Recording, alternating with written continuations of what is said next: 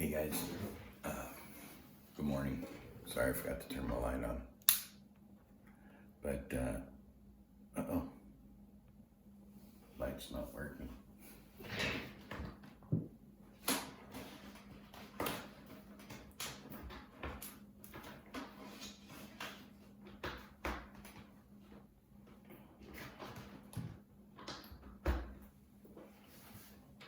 There it is. A weird way to start a video off, right? So yesterday, went to work, did my thing. I was really thinking about this book stuff and all the stuff that I'm doing right now. And one of the things that really hit me was opening up and telling these stories. You know, there's a lot of people out there that are going to want to know. They're going to be skeptical, going to be wondering if it's real or not real or whatever. And you know, you guys take this as you want. Like I said, I'm writing a book. It's written. I'm just waiting to find the right editor for it. But for 30 years, people have been telling me to write a book. And it was funny because yesterday I was out working, and these really cool people I was working for, and we got to sit and talk. And you know, I'm a plumber. I threw their toilet in for them, and we sat there afterwards and sat around their table, and they asked me a couple questions about how I had gotten to Texas, from why did I leave Hawaii to come to Texas. And I started sharing with him some of the stuff, and he just, this guy's in his 80s, and he said, man, you gotta write a book. You gotta write a book. And he kept saying, you gotta write a book. So I finally fessed up and told him I was writing one. And he got so excited. He's like, oh, I'm gonna help you find an editor. But you know, you guys, everybody has a story in their life. And it's not that mine is a special story or anything out of the ordinary. Unfortunately, it's not out of the ordinary. A lot of people go through this stuff, and the point of this is to let people know that you're not alone. You're not alone in life. You're never alone. There's other people going through the same things. You know, we all went through COVID. We've all been through struggles. I just happen to be a little older than other people that haven't hit things yet, and hopefully this story is going to help other people be able to cope with it when they're going through it, because the story is you're going to go through things in your life, and they're going to be good things, amazing things, and there's going to be bad things. And I don't like being negative, so I like to stay on the positive side. But a lot of the stories that I tell, a lot of the things that I'm sharing with you guys, they're all real. I'm not making them up. But a lot of them are things that make me really uncomfortable to talk about. I don't use names because I try not to. I'm not afraid to say my wife's name and stuff, but you know, I want to be able to do this thing and be as real with you guys as I can. So in the last video, I talked about at the end what I was prepping for, and basically what had happened was, you know, I got out of my old scene. I was on my own. I was at work one day, and I got a phone call from my old drug dealer, and he called me up, and been friends with this guy since we were in high school. We wrestled together, we fought together, we partied together, and you know, he had become a drug dealer, and is since passed away, unfortunately. But that'll be the explanation here at the end of this. But a lot of this stuff's not easy for me to talk about because these are real people in my life. You know, this isn't Hollywood stuff. This is real stories about real situations and real people. So, you know, try not to tear up when I talk about these guys, but they were important people in my life. So I get a phone call, just got off of work, and mid-afternoon, and all of a sudden I get a phone call, and my friend's like, hey man, I got your wetsuit and your surfboard here. I'm like, why do you have my wetsuit and my surfboard? You're like, where'd you get those? And he goes, oh, you don't know yet. Your girl's place was hit. Well, I'm thinking my ex-girlfriend. At this point, I'm not with anybody. I'm hanging out with Tiffany and her family, and they were kind enough to let me put all my junk in the garage. And he goes, no, your new chick. And it clicked. And I got this overwhelming just rage inside me that he said, well, I said, what did they take? What do you have? And he goes, well, I got your wetsuit and your surfboard. And I go, who did it? And he told me, and he said, what do you want me to do? How do you want me to handle this? And it was some of my old friends. And honestly, it was guys that I hadn't seen in a while. But they lived up the street, and they just decided they were going to be stupid and make an example, I guess, at that point. The problem was, no, I didn't run around with a crew, so I didn't need to be made an example of. All it did was start something they didn't want to start. They didn't think about it. But they had broken into her house. They had vandalized a bunch of stuff, stole a bunch of jewelry, really important, stuff that was a house of girls, all girls, 3 girls, and a mom. And they broke in and they stole a bunch of stuff. And it broke my heart because this girl had done so much to help me. Her family had reached out and just opened their doors to me. And here my life was affecting them. They were a good Christian family. And now all of a sudden my lifestyle, my past is coming to haunt them, and that really messed me up. But when my friend asked me what I wanted to do about it, I said, I want him dead. I want him dead. And he said, okay. And it was that simple at that point in my life. And you gotta remember now, I'm a Christian. Just gave my life to the Lord that week. I think it was a Monday or a Wednesday that I had given myself to the Lord and decided to become a Christian. And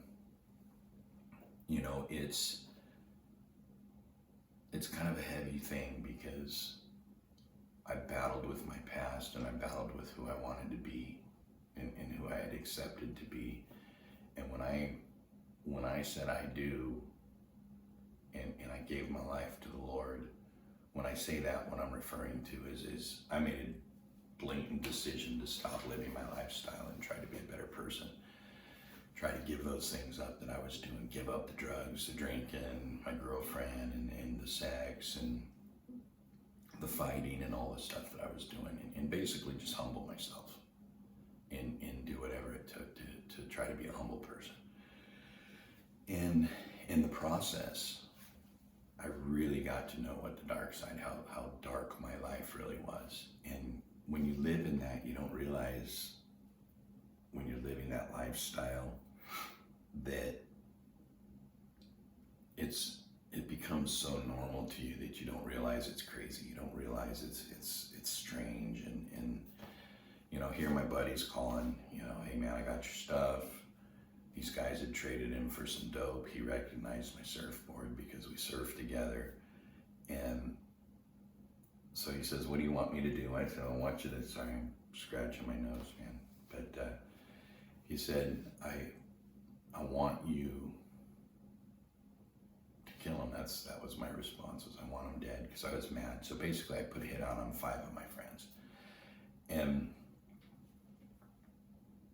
he hung up the phone. Wasn't any answer, no question, no nothing. It's just, okay, done. And he understood my bitterness, and he knew who I was in the past.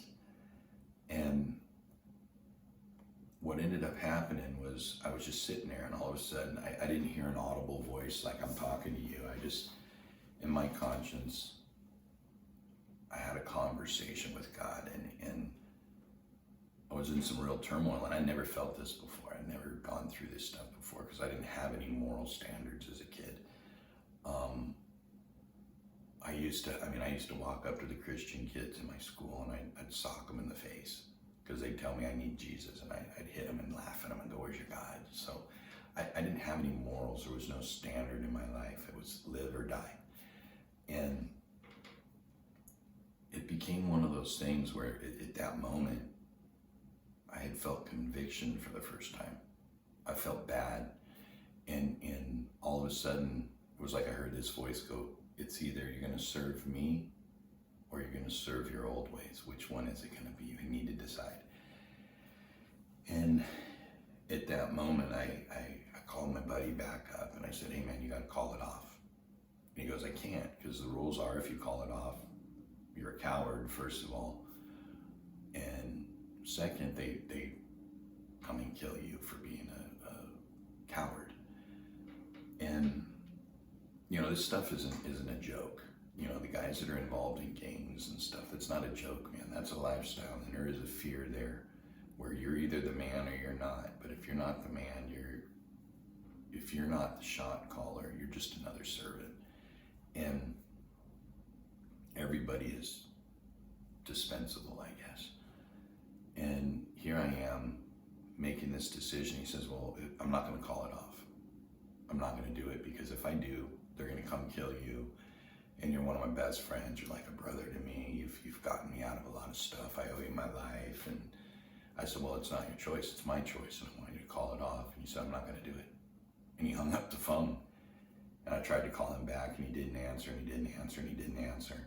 And all of a sudden, the guys from LA that he would call to handle this stuff, there was a Chicano gang in LA that he used to handle any of his hits or whatever. And this was the 80s, and it was really weird because in the 80s, there was a line crossed in Orange County and in LA where a lot of the white guys, whatever you want to call them, they're not all white supremacists, they're white, you know, prejudiced white, just the white groups of guys, whatever they were. I don't know what we called ourselves, skaters, surfers, whatever.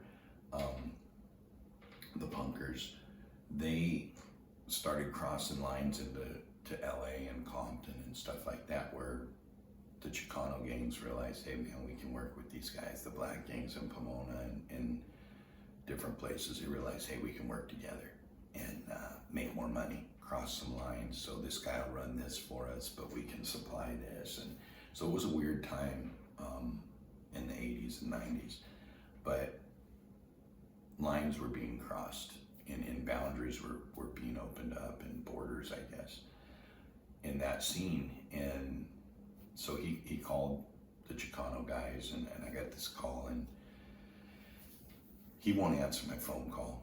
But I go back and I'm like, oh man, God, I just got 5 of my friends killed. And you know, like I said, I haven't seen these guys in a couple of years, but at this point we didn't hang out much. I just see them around town. But what ended up happening was I get a phone call, and you gotta remember, these aren't cell phone days, so everybody's paging. But I get a call at my house, and it's the guys that are coming to kill me. And they're like, hey man, what's up? Wayne called us, said you wanted to call it off or whatever. I'm like, okay, well, we'll deal with it. And I go, if you guys come to my house, you do what you gotta do. I go, but you need to call it off. And he said, well, do you know what that means? And I said, yeah, I understand what I'm getting into, man. I helped write the rules. And he goes, okay, well, he goes, I'm sorry to hear that, you know. We've been through a lot together over the years. You know, I don't, it makes me sad to know that you're going down this road. And I go, well, man, I've changed my life. I go, I'm a Christian now, and I can't live in both worlds. And if I can't live the lifestyle I want to live, I'm done. I'm okay with it. You know, I just can't live my old ways anymore. I made a decision. And he said, okay. You know, and again, he asked me if it was legit. Everybody wanted to know if I was just trying to, you know, get lucky with my girl or somebody else, or if I was just making a hustle or what. And I told him, I said, you do whatever you have to do, but you let your boys know that if they come to my house, I'm gonna kill them. And he said, understood, we know you, we know what you're about. And you know, to be honest, at this point, I'd never killed anybody in my life. I didn't care if I did or not, but I know for a fact I did not. But it had become one of those things where everybody I talked to was coming to kill me. Everybody I talked to was hired, or their job was to come and do something because of the stuff I knew, because of the people I knew, because of the lifestyle I led. So what would end up happening, you gotta understand, I'm 17, 18 years old at this point. And what would end up happening is he'd hang up the phone, you know, and I sat there, I had a crossbow, I loaded my crossbow up with expectation of these guys showing up from LA. And we were about an hour away from LA, so I knew I had some time, and I just sat on my couch in the dark, waited, and a couple minutes later, phone rings again. You know, this is my house line. We didn't have cells, so they're calling me on my house line. And he goes, hey man, it's off. I go, what do you mean it's off? And he goes, we're not coming. You can relax. And I said, well, so what changed? And he goes, well, I talked to the guys, and we all decided to give you this chance, man, that you know, you're out. And said the same thing my dealer said a couple days before, which was, you know, if you come back, we'll kill you. But he said, you know, we just hope this God thing works out for you. I wish you the best of luck, everything. And same thing everybody else has told me at this point, which was really weird, because none of these guys knew God. Some of the guys have been to prison, and we call it jailhouse religion. You know, everybody wants to know Jesus when they're in prison by themselves. They want as much help as they can find. But none of these guys were godly people. None of these guys had godly morals or godly fear, much like myself. And so for them to come to me and say, hey man, you're free, you're good, that was a big deal. That was another one of those, oh my gosh, you know, where my drug dealer should have put a bullet in my head, or he could have drugged my body and threw it away somewhere. Now I've got these guys coming in and they're saying, no man, you're good, you're clear, don't come back. And again, told me he loved me, told me thank you for helping him, if I ever need anything to let him know, but you know, to stay out of that world. And he said, I wish you good luck with your relationship with God. And he hung up the phone, and that was it. And again, here I am sitting on my couch. I got my crossbow loaded. I'm ready to kill my friends if that's what it takes to survive. So I had this turmoil going on, man, in my life, that I was like, I want to live this lifestyle, but I knew nothing about what I had just committed to doing. And everybody said, oh, the Christian people are wimps. They go around with their Bibles and they do all this stuff. And, you know, they're cowards. You know, you can spit on them and cuss at them. And I looked at them the same way I look at Christians, like they were weak people. And as I was going through this, now this is the first week that I had given my life to the Lord. And so now what's happening in my life is God's starting to show me that all these Christians that came to me as a kid and said, man, I'm praying for you, and I'd spit on them and laugh at them and beat them up, and they just keep coming, and they'd keep coming, and they'd keep coming.